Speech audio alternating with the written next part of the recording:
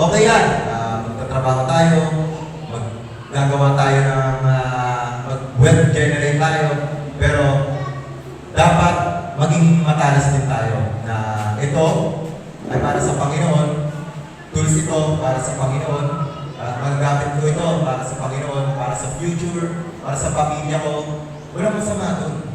Pero masama kapag gagastahin na natin to sa mga bagay na hindi ayon sa kalooban ng Panginoon. So that's it, na hindi natin maaaring ibigin yung mga bagay na nasa sanlibutan. Dahil ang sino mang umibig sa sanlibutan, wala yung pag-ibig ng Ama sa Kanya. Which is yun yung dangerous place na kapag wala ang pag-ibig sa atin ng Diyos.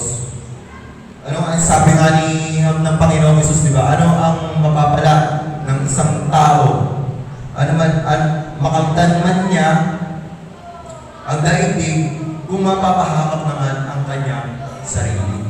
So, kailangan natin i-meditate yung salita ng Panginoon na kasi may times sobrang busy natin eh. Naranasan ko yun na sobrang busy, okay, ganda ng flow sa financial. Pero parang nararamdaman ko yung physical ko, yung spiritual ko, parang natutuyo, parang nangihina na.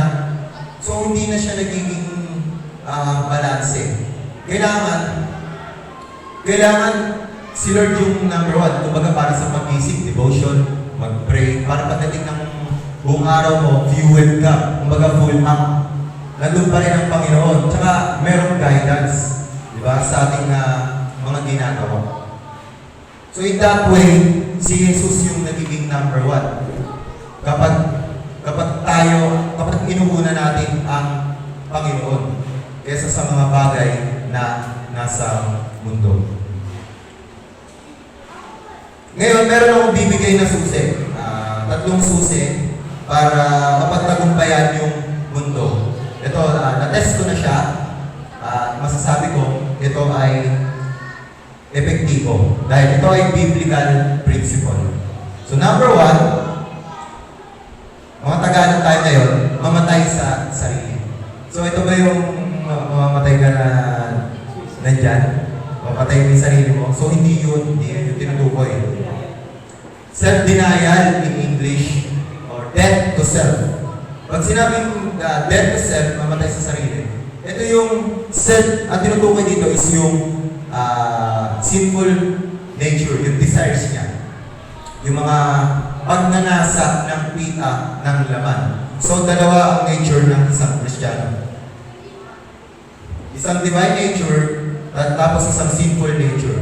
Kaya kapag meron tayong dinidesire na mga bagay na makalaman, yun ay nagmumula sa makasalanang laman. Dahil ang gusto niyan ay yun, yung nasa Galatians, yung mga pagnanakaw, pag-iimbot, at iba pa. Ngayon, ang sinasabi dito is yung mamatay sa sarili, death to self. Huwag nating ibibigay yung mga kagustuhan ng laman, which is mahirap dahil sarili natin yung kalaban natin. Yung minsan yung katamaran, diba, parang gusto natin gawin ng isang bagay, pero merong naglalaban sa loob natin. Kaya sinabi ni Pablo na huwag niyong pagbigyan yung hilig ng laman para ang espiritu yung masunod. Kaya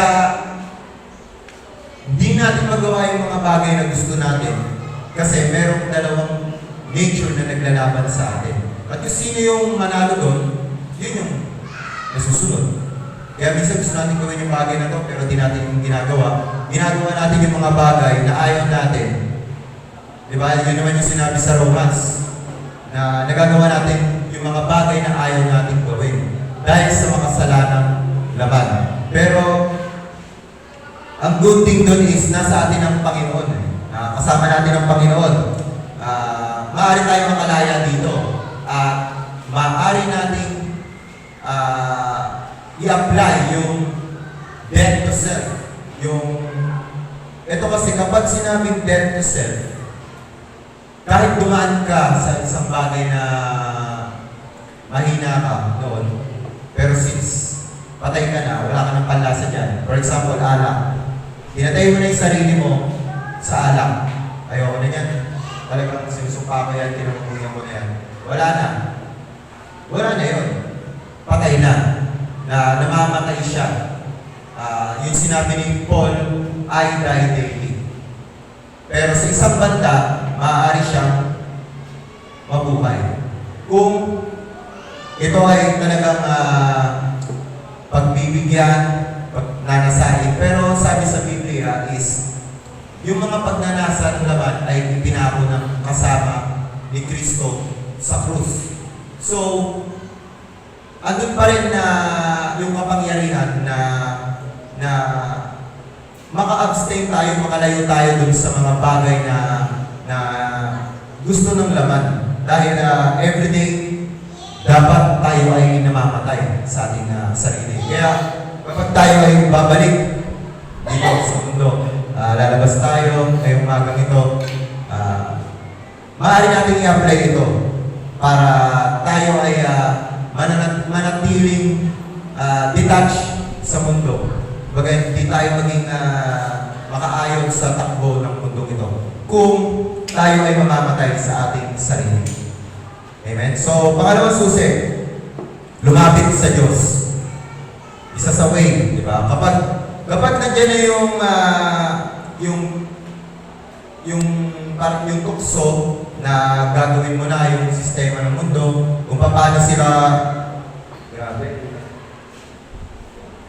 Amen? So, pag nandiyan na yung tukso at parang makikiayon ka na sa takbo ng pattern ng mundo ito, lapit na tayo sa Diyos. Lapit na tayo sa Diyos dahil kalaban natin, hindi lang yung mundo. Bukod doon, meron pang laman. At may diablo na talagang nanunukso. Kaya, ang dapat natin gawin is lumapit tayo sa Diyos. Pangalawang susi. Bakit? Kasi kapag lumapit tayo sa Diyos at niresist natin yung diablo, sabi sa Biblia, lalayo tayo dito. Lalayo ang diablo. So, makakaalis tayo dun sa tukso na yun, sa pattern ng mundo na yun. Pero what is the best? Huwag na lumapit. Diba? Kasi kung hindi talaga kaya, huwag na lumapit. Dahil baka mahulog pa. So, that is the best.